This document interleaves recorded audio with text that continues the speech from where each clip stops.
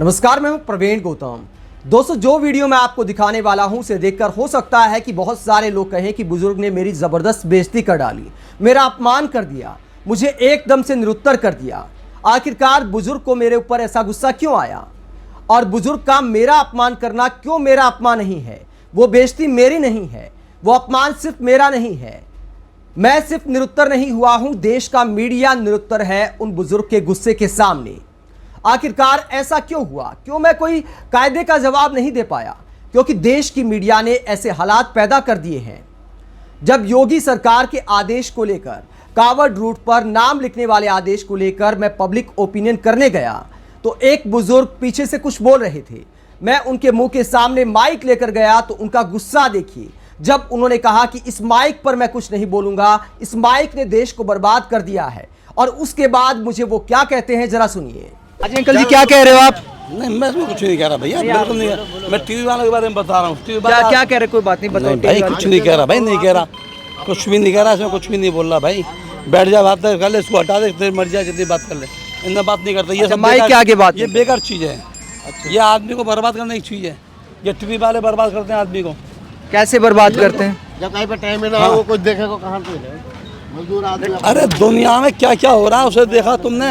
या पानी भर जाता कभी देखा? या पक्की सड़क बनी कभी देखा? नहीं देखा तुमने। ये तुम हिंदू मुसलमान नाम प्लेट तुम दे के चले आए बाजार में। तुम लोग फैलाते हो ये संप्रदाय, तुम लोग दिखा दिखा के दुनिया को। तो बुजुर्ग कहते हैं कि इस माइक ने देश को बर्बाद कर दिया है। आप सड़क नहीं देखते, रोजगार नहीं देखते, आप हिंदू मुसलमान के मुद्दे पर यहां पर पब्लिक ओपिनियन करने चले आए। दोस्तों, मैं पब्लिक ओपिनियन करने इसलिए गया क्योंकि इस पर बात करना जरूरी है, क्योंकि इससे लोगों का रोजगार प्रभावित होता है। लेकिन बुजुर्ग को इतना गुस्सा क्यों आया? क्योंकि देश का मीडिया दिन रात हिंदू मुसलमान करता है। बुजुर्ग ने मेरा अपमान नहीं किया, पूरी मीडिया का अपमान किया है, और यह गुस्सा दिखाता है कि उन बुजुर्ग का मीडिया से भरोसा उठ गया है। मैं अपनी सफाई में बस इतना कहता हूं कि हम बेरोजगारी के मुद्दे भी उठाते हैं, पुल गिरते हैं उसका मुद्दा भी उठाते हैं, एयरपोर्ट की छत गिरती है उसका मुद्दा भी उठाते हैं, भर्तियों में पेपर लीक होते हैं उसका मुद्दा भी उठाते हैं। लेकिन वो मेरे ऊपर गुस्सा नहीं था, देश की मीडिया पर गुस्सा था। और इस मुद्दे पर भी हमने लगातार इतने वीडियो इसलिए बनाए हैं क्योंकि ये भी रोजगार का मसला है। उदाहरण के तौर पर आप पत्रकार अभिनव पांडे का ये ट्वीट देखिए, जिसमें वो एक वीडियो दिखाते हैं जिसमें आकाश शर्मा बात करते हैं। बाबू खान के ढाबे पर काम करते आकाश शर्मा वो बताते हैं कि योगी सरकार के इस फैसले के बाद ढाबे का कारोबार कितना प्रभावित हुआ है और किस तरीके से इसको लागू किया जा रहा है। आकाश शर्मा बताते हैं कि ढाबे के जो मालिक हैं उनका नाम बाबू है, आधार कार्ड में मुसलमान है, लेकिन आधार कार्ड में ना मोहम्मद पीछे लिखा है ना आगे खान लिखा है। तो पुलिस अधिकारियों ने कहा, प्रशासन ने कहा कि ढाबे पर या तो आपको मोहम्मद लिखना पड़ेगा या खान लिखना पड़ेगा ताकि क्लियर हो सके कि ये किस धर्म के व्यक्ति का ढाबा है। ये आकाश शर्मा अपनी जुबानी बताते हैं। और उसके बाद आकाश शर्मा बताते हैं कि जब से नाम लिखा है कारोबार ठप हो गया है, गाड़ियां रुकनी बंद हो गई हैं और एकदम से ठप पड़ गया है ढाबा। तो इस तरीके से योगी सरकार का आदेश जब लोगों के रोजगार को प्रभावित कर रहा है तो जनता को जागरूक करना जरूरी है। ऐसे आदेश पर 21वीं सदी में ऐसी राजनीति पर बात करना जरूरी है। इसीलिए मैं पब्लिक ओपिनियन करने गया था। मेरा कोई इसमें हिंदू मुसलमान करने का इरादा नहीं था। मजबूरी हो जाती है जब कोई ट्रेंड सेट होता है, कोई नैरेटिव सेट होता है, सरकारी कोई ऐसा आदेश आता है जिससे लोगों की जिंदगी प्रभावित होती है, रोजगार प्रभावित होता है, तो एक पत्रकार के नाते दायित्व है कि उस पर बात की जाए, लोगों का ओपिनियन लिया जाए, सरकार की आंख खोली जाए। आप आंख मूंद कर ऐसे मुद्दों पर तमाशा नहीं देख सकते कि यार इसमें तो हमें बात नहीं करनी है, ये तो हिंदू मुसलमान का मुद्दा है। कई बार बात करना जरूरी हो जाता है। जो नैरेटिव गढ़ा जाता है 21वीं सदी में जब ऐसे आदेश आते हैं तो उस पर पत्रकार को बोलना जरूरी हो जाता है। इसीलिए हमने इस मुद्दे पर ऐसे वीडियो बनाए हैं। लेकिन बुजुर्ग का गुस्सा भी अपने आप में जायज है, क्योंकि दिन रात टीवी पर वो हिंदू मुसलमान देखते हैं। इसीलिए उन्हें मेरे माइक पर ऐसा गुस्सा आया। उन्हें बोलना पड़ा कि दिन रात आप लोग ये करने का काम करते हो, देश को आपने बर्बाद कर दिया। आपको सड़क नहीं दिखती, आपको पानी भरना नहीं दिखता, आपको नौकरी नहीं दिखती। इस तरह का गुस्सा पहली बार नहीं है, अनेकों बार पब्लिक ओपिनियन में मीडिया के लिए ऐसा गुस्सा हम जैसे पत्रकारों को भी देखना पड़ता है। और वो कहावत है कि चने के साथ घुन भी पिस जाता है। तो वो वाली कहावत ईमानदार पत्रकारों के साथ भी हो रही है। आज मीडिया की इज्जत 2 कौड़ी की नहीं रही जनता की नजर में। और आखिरकार ये किस वजह से हुआ? दोस्तों, बुजुर्ग के इस गुस्से को लेकर मुझे एक और वाकया याद आ गया। जब एक बार मैं पेट्रोल पंप पर पब्लिक ओपिनियन करने गया था तो एक पेट्रोल पंप कर्मचारी ने मुझ पर सारा गुस्सा निकाल दिया। कहा कि आप मीडिया वालों ने देश को बर्बाद कर दिया। जो कुछ दिखाने वाली बात है वो तो दिखाते नहीं है चैनल वाले, और जो नहीं दिखाने वाली है वो दिखा देते हैं। आपको अफगानिस्तान, श्रीलंका की महंगाई दिखती है, वहां से हमारे महान देश की तुलना करते हो आप लोग। आपको पाकिस्तान की महंगाई दिखती है, बेरोजगारी दिखती है। आपको हिंदुस्तान के मुद्दे दिखाई क्यों नहीं देते? आप अफगानिस्तान, श्रीलंका, पाकिस्तान जैसे गरीब देशों के साथ हमारी तुलना क्यों करते हैं? आप अमेरिका, कनाडा, इंग्लैंड के साथ तुलना क्यों नहीं करते? सवाल पूछने वालों को क्यों पाकिस्तान भेजने की बात की जाती है? मीडिया देश के असल मुद्दे क्यों नहीं उठाती? टीवी के पर्दे पर दिन रात हिंदू मुसलमान क्यों किया जाता है? महंगाई, बेरोजगारी, रुपया कहां पहुंच गया, आप लोग ये खबरें क्यों नहीं दिखाते? जब पेट्रोल पंप कर्मचारी ने मुझ पर गुस्सा निकाला तो वो वीडियो काफ़ी वायरल हो गया।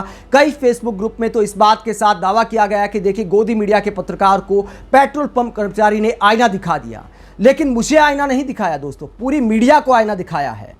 इसलिए हम जैसे लोग अपने चैनल पर ऐसे वीडियो डालने का भी काम करते हैं। हम चाहे तो ऐसे वीडियो ना दिखाएं कि देखिए, बुजुर्ग ने मुझ पर गुस्सा कर दिया, लेकिन ये वीडियो दिखाना ज़रूरी है हमारे देश के मेन स्ट्रीम मीडिया के पत्रकारों को आईना दिखाने के लिए। ये दिखाने के लिए कि हमारी जनता का मीडिया से भरोसा कितना उठ गया है और इसके आखिरकार जिम्मेदार कौन है। हो सकता है कि इस वीडियो की भी उस क्लिप को काट कर बोल दिया जाए कि देखिए, फला पत्रकार की बेइज्जती कर दी, लेकिन किसी पत्रकार की बेइज्जती नहीं है, पूरी पत्रकार बिरादरी का यह अपमान है। जो बुजुर्ग ने माइक पर मुझे सुनाया वो देश की मीडिया को सुनाया है, और देश की मीडिया को सुनना चाहिए, आत्ममंथन करना चाहिए, आईने में देखना चाहिए कि आखिरकार पब्लिक हमें फील्ड में जाने पर क्यों आईना दिखाती है, इस तरह गुस्सा क्यों निकालती है, क्यों अंजना ओम कश्यप, श्वेता सिंह, चित्रा त्रिपाठी, रूबिका लियाकत को देखकर भी गोदी मीडिया के नारे पब्लिक क्यों लगाती है, क्यों सोशल मीडिया पर कोई पोस्ट करने पर तारीफ से ज़्यादा ट्रोल किया जाता है, आईना दिखाया जाता है। हमारे देश की मीडिया खुद इसके लिए जिम्मेदार है, क्योंकि सरकार से सवाल करना बंद कर दिया। जब देश के मुद्दे आते हैं, जब कोई पुल गिरता है तो कहा जाता है कि देखिए, जनता गलत थी, ज़्यादा जनता पुल पर चढ़ गई। सरकार का सुरक्षा कवच बनने का काम करता है हमारे देश का मीडिया। जब कोई रेल हादसा होता है तो कहा जाता है कि देखिए, रेल मंत्री कितने मेहनती हैं, इतने घंटे से वहां पर खड़े हैं। ये सवाल नहीं किया जाता कि देखिए, लगातार क्यों रेल हादसे हो रहे हैं। पेपर लीक का मुद्दा होता है तो पीएम का नाम लेकर, सीएम का नाम लेकर सवाल नहीं किए जाते। सरकार से सवाल नहीं किए जाते कि इतने साल से आखिरकार भर्तियां पूरी क्यों नहीं हो पा रही। अब तो जो रेल एक्सीडेंट हुआ हाल ही में, उसमें तो कोई सवाल पूछने का काम भी नहीं हुआ। प्रधानमंत्री, रेल मंत्री की तरफ से कोई ट्वीट तक नहीं आया। तो ये हालात हो गए हैं क्योंकि देश की मीडिया ने जनता के मुद्दों पर सरकार की जवाबदेही बंद कर दी है। इसीलिए चने के साथ खून भी पिस जाता है। हम जैसे लोगों को भी फील्ड में जाने पर सुनना पड़ता है और हमें इस बात को लेकर कोई गुस्सा नहीं आता। हम समझ सकते हैं कि देश की जनता का दर्द क्या है, इसीलिए कई बार सुनकर चुप रह जाना पड़ता है। एक बेबसी नजर आती है और इस बेबसी के लिए देश की सबसे ज़्यादा जिम्मेदार है मेन स्ट्रीम मीडिया, जो देश को इतिहास में उलझाए रखना चाहती है। देश के आज के मुद्दों की बजाय मीडिया को इस बात की चिंता सताती है कि इतिहास में क्या हुआ था। उसी को लेकर लगातार डिबेट की जाती हैं, क्योंकि सत्ताधारी पार्टी के इशारे पर टीवी के कार्यक्रम डिबेट तय होते हैं। और यही वजह है कि जनता अब मीडिया से नाराज हो गई है। यही वजह है कि देश के मेनस्ट्रीम मीडिया के चैनलों और हम जैसे यूट्यूब पत्रकारों को भी जनता के बीच जाकर सुनने को मिलता है कि आप लोग असल मुद्दे क्यों नहीं उठाते। दोस्तों, 2014 से पहले ऐसा नहीं था। देश की मीडिया की एक इज्जत हुआ करती थी। जब आप माइक लेकर चलते थे तो हर कोई आपको सम्मान की दृष्टि से देखा करता था। आजकल तो ये भी सवाल पूछ लेते कई लोग, कौन सी पार्टी से आए हो। तो ये इज्जत बच गई है देश की मीडिया की।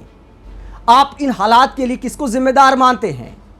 क्या ये मीडिया का अमृत काल है या फिर एकदम से भक्ति काल में पनौती काल आ गया है मीडिया का कि पब्लिक बात बात पर सुना देती है? कमेंट बॉक्स में अपनी राय जरूर दें। अगर आप हमारी पत्रकारिता को पसंद करते हैं तो थैंक्स के ऑप्शन के जरिए आर्थिक सहयोग भी दे सकते हैं। इसके अलावा वीडियो को लाइक करें, चैनल को सब्सक्राइब करें। नमस्कार।